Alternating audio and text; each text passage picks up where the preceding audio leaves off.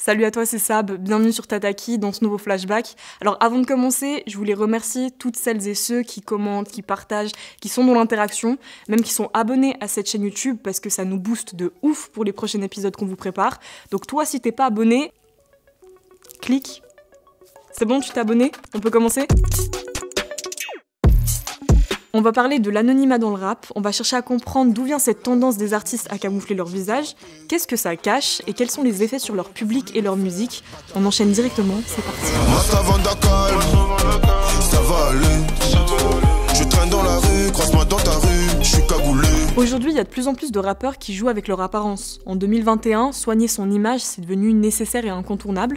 Et pour ça, il y a plusieurs artifices. T'as les grills, les tatouages, les bijoux, les coupes de cheveux en tout genre. Mais au-delà de ça, il y a une autre tendance, celle de s'anonymiser. Et c'est pas vraiment nouveau, au cours de l'histoire, beaucoup d'artistes n'ont jamais montré leur visage. Pour faire simple, leur identité musicale était connue de tous, mais leur identité à proprement parler restait cachée. Et les techniques au fil du temps ont pas mal varié, il y en a comme Kalash Criminel ou C-Boy qui ont opté pour la cagoule, Keukra pour le masque chirurgical, Népal pour la capuche, Lefa ou Niro par exemple pour la casquette et les lunettes de soleil, et t'en as plein d'autres, comme Yuzma par exemple, qui a opté pour des bandages à l'image d'une momie. Et de nos jours, c'est une idée qui séduit de plus en plus de rappeurs, je pense notamment avec la popularisation de la drill au Royaume-Uni, qui est un mouvement dans lequel tu retrouves beaucoup d'artistes masqués, parce que justement ils parlent de meurtres, de gangs auxquels ils font partie, et ils cherchent à pas être identifiables, même si en vrai de vrai, je suis sûre il y en a beaucoup, ils le font pour le style.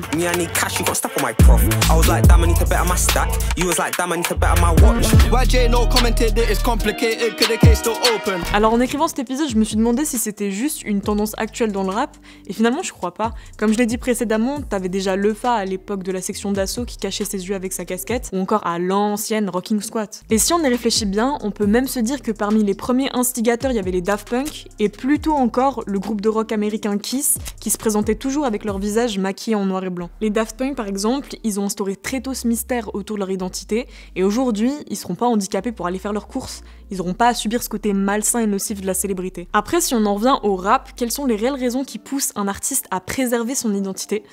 Et bah figure-toi qu'elles peuvent être très différentes les unes des autres, voire complètement opposées. Tout le monde fait de calife à place du calife. Putain non, je me calife, obligé de faire 2 fois plus que les autres. C'est le quotidien de ma vie. Quand j'ai analysé les différents profils de ces rappeurs sur la base de leur interview, de leur discographie mais aussi de leur réseau, j'ai capté qu'il y avait un mécanisme presque psychologique qui les poussait à rester dans l'anonymat, et ça varie d'un artiste à l'autre. Il y a un premier groupe pour qui la motivation première c'est la destarification. L'objectif c'est d'axer l'attention du public sur la musique, le contenu et les textes. Dans ce cas-là, l'ambition est purement musicale, tout l'inverse des artistes qui cherchent un culte de la personnalité. Persévérance donc j'ai double up, ma confiance placée en très peu d'hommes, la nuit en studio pour soigner les plaies, le matin prière et rebelote. Ici, ils vont pas chercher à se faire connaître ou à jouer sur leur célébrité. Ils vont s'adresser à tout le monde, tenter de fédérer des publics, et ils vont se concentrer sur le message et pas sur l'apparence du messager. Ça dénote quand même une certaine humilité de cette catégorie, parce qu'il faut être assez fort pour refuser la starification et tout ce côté fame du rap. Je pense bien sûr à Népal, mais aussi à Niro, qui a dit à plusieurs reprises à quel point la discrétion c'était ultra important pour lui. Pour le second groupe, c'est plus une catégorie d'artistes qui jouent volontairement de l'anonymat, à l'image de C-Boy qui voit sa cagoule plus comme un délire, et il envisage même de l'enlever peut-être dans le futur. Négliger l'école près des cages d'escalier, les poteaux dans le bloc en train de détailler. Les haineux nos envies ne font que parler, comme des poucaves en train de tout déballer. Dans ce cas, on sent que c'est pas une réflexion ou un besoin de se cacher, c'est plus un accessoire superficiel et stylé. C'est aussi ce que j'ai ressenti avec le driller français H22 qui apparaît souvent masqué. Ça se voit que c'est aussi esthétique et pour représenter un mouvement. Ça ajoute aussi ce côté criminel, braqueur à son personnage scénique. T'es comme mon bracelet, tu m'arrives à la cheville. À la cheville, t'es comme mon bracelet, tu m'arrives à la cheville. La différence c'est que la concu a lâché vite. On est venu, on t'a arraché vite. Et dans ce genre de cas, on est limite dans de la psychologie inversée. Je t'explique. Quand on y pense, l'anonymat, ça peut aussi avoir l'effet inverse, attiser la curiosité au lieu de détourner les regards. Quand t'es cagoulé ou masqué, tu te démarques dans un monde, dans un marché du rap qui est hyper saturé. Du coup, les gens, ils vont se souvenir de toi, de ta cagoule, de ton style, parce que leur curiosité va être attisée, parce que tout simplement, t'es différent des autres. Et ça marche aussi dans la communication. PNL, par exemple, a toujours refusé les interviews qu'on leur a proposées, et ça a permis de cultiver un peu une légende, de faire planer un mystère autour de leur personnalité privée. Ça rend ouf les gens, et c'est méga efficace. Tu sais rien, fuck vos interviews, j'aurais pu passer dans vos reportages de chiens. La catégorie 3 pour moi elle est assez simple, c'est des artistes qui se masquent à l'image de super-héros qui enfileraient leur costume, c'est une façon pour eux de distinguer l'interprète de l'artiste. D'un côté il y a le rappeur rappeur, son personnage, ses textes, et de l'autre t'as l'homme et sa vie perso. On peut penser par exemple à Fouzati, dans son cas ça va vraiment au-delà de se cacher, il y a vraiment un côté mise en scène. Enfin j'ai identifié un quatrième groupe dans lequel je calerais Kalash Criminel, Keukra ou même MT7. Pour eux, le masque, il a pas une certaine philosophie. C'est pas une question de personnalité ou d'image particulière. Non, eux, ils se masquent pour pas être reconnus par leurs proches, par peur de décevoir, d'être assimilés à ce milieu ou pour plein d'autres raisons. Dis-toi que sur Viceland, Keukra, il a même avoué avoir honte de faire du rap parce qu'il considère pas ça être un vrai métier. Why do you wear the mask? Because I don't want my mom to find out that I'm a rapper. Right. She would be disappointed. Because I'm ashamed of what I'm doing right now. Why? Because it's not a real job, rap. Rap is shit. Bien sûr, je suis sûre qu'on peut trouver plein d'autres catégories, n'hésite pas à les mettre en commentaire pour qu'on en parle. En tout cas, selon moi, être anonyme, c'est un moyen de se livrer encore plus. Personne nous reconnaît, donc on est complètement décomplexé. C'est un petit peu comme l'anonymat sur internet. Les gens, ils se sentent plus libres de dénoncer, de critiquer, de se confesser, etc. Pour l'occasion, on a profité de poser quelques questions à MT7 sur son rapport à l'anonymat et comment est-ce qu'il le vivait au quotidien. Si je pars, y'a une raison. Bébé, pardon, je vais me faire sauter le caisson. La tête encore pleine de questions. Salut MT, bienvenue sur Tataki. Merci beaucoup. T'es un rappeur de Genève. Yes. Pour celles et ceux qui te découvrent peut-être ou qui te connaissent déjà. Je voulais commencer par une première question. D'où t'es venue cette idée de vouloir te cagouler? Il y a plein de raisons différentes, je t'avoue, mais une des majeures, c'est le fait qu'en fait, j'aimerais bien qu'on écoute juste. Pas qu'on me regarde, pas qu'on se dise ouais, il ressemble à tel truc, il vient de telle communauté ou il vient de tel truc. Juste écouter la musique et ne pas se prendre la tête sur à quoi je ressemble. Il y a aussi le fait que du coup maintenant je peux être là MT et dans 2 minutes j'enlève la cagoule et je suis plus personne. Et ça c'est un avantage considérable parce que du coup je suis un peu plus serein. J'aime bien aussi le côté pouvoir dire ce que je veux, tu vois, parce qu'en gros l'avantage c'est que les gens savent pas que c'est moi.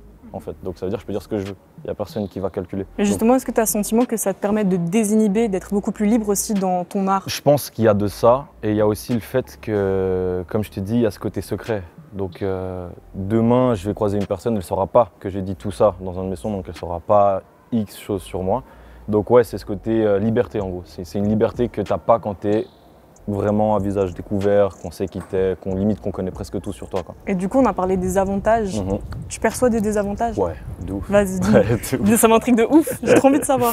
Bon, déjà, il y a le problème que même si on ne connaît pas mon visage, on connaît ma carrure, on connaît ma voix, peut-être mes mimiques, ma manière de parler. Donc déjà, ça, c'est un peu chiant parce que du coup, parfois, ça m'arrive qu'on me dise, on me check, je parle 2 minutes avec la personne et la personne elle va me dire ouais mais en vrai de vrai, c'est toi MT. Ça c'est un des premiers désavantages. L'autre c'est que ouais du coup il y a beaucoup de médias qui se ferment à ça. La télé par exemple, savoir qu'elle va bosser avec quelqu'un de cagoulé, de masqué, il y a toujours cet imaginaire un peu dès que tu as une cagoule, t'es une Kaira ou t'es un braqueur ou un truc comme ça. Donc je pense que ça bloque aussi au niveau de certains médias, certains relais je pense. Tu ressens que ça a quel effet sur le public, le fait de se masquer? Bizarrement, j'ai l'impression que les gens se reconnaissent plus facilement parce que du coup, ils s'identifient pas à un visage. Je pense que mettre un visage sur la personne, peut-être pas ça dénature le discours, mais juste tu te sens du coup moins affilié à ce qu'il dit parce que c'est pas toi. Tu reconnais que c'est pas toi. Alors qu'avec la cagoule, peut-être les gens ils se disent ça pourrait être n'importe qui. Tu te prends pas la tête en fait sur ce à quoi il ressemble ou s'il est beau, s'il est moche, tu vois, c'est surtout ça je pense. Et est-ce que le fait d'être cagoulé aussi, ça n'a pas un effet un peu déstabilisant dans le sens où tu joues beaucoup sur cette double personnalité finalement et tu te perds un peu dans ton personnage, ou est-ce que c'est dur de faire la distinction parfois? Moi je pense pas parce que je considère que MT c'est moi en vrai. Moi je considère que la cagoule que j'ai c'est mon visage. Peut-être la seule différence c'est qu'avec la cagoule on perçoit moins d'émotions du coup. Parce que tu vois pas beaucoup mon sourire, tu vois pas beaucoup mes expressions de tout le visage. Donc je me sens moi-même peut-être un petit peu distant, mais j'arrive très bien à faire la part des choses entre MT et l'autre personne. Du coup finalement tu penses que l'anonymat dans le rap, c'est un truc qui va rester encore longtemps dans le rap? C'est pas pour manquer de respect à certains artistes, mais je pense qu'il y en a certains qui le font plus juste pour s'assimiler, enfin s'approprier les codes, sans vraiment une vraie démarche. Je pense que certains artistes qui se massent juste parce qu'ils trouvent ça stylé ou parce qu'un autre artiste là fait de la drill ou des trucs comme ça, mais par contre ça bougera jamais je pense. Il y en aura toujours d'autres. Quand la drill partira, il y aura d'autres choses et il y en aura toujours des gens qui seront massés, je pense. Merci à toi pour ton intervention. Merci à vous pour l'invitation, avec grand plaisir. Ce qui est sûr, c'est que c'est une pratique qui dépasse le rap. On peut facilement penser à Banksy, qui est un artiste de street art engagé, dont on connaît pas du tout l'identité, mais qui fait des œuvres à travers le monde sans être reconnu. Mais toi du coup, qu'est-ce que tu penses de ce phénomène? Est-ce que tu penses qu'il y a d'autres raisons qui peuvent motiver un artiste à faire le choix de l'anonymat? Et est-ce que ça change ton rapport à la musique? Dis-moi tout ça en commentaire. Hésite pas toi du coup à nous mettre en commentaire des idées de thèmes que t'as envie qu'on aborde dans les prochains épisodes flashback. Tu likes cette vidéo, tu partages à ton entourage, tu vas t'abonner aux playlists qu'on t'a faites sur les plateformes de stream et à la chaîne YouTube de Tataki. Et nous on se retrouve très bientôt pour un prochain épisode. Gros bisous. Il touche un peu de bif, il touche un peu de mal. Il se prête pour des petites favelas. Mais dis-moi qu'est-ce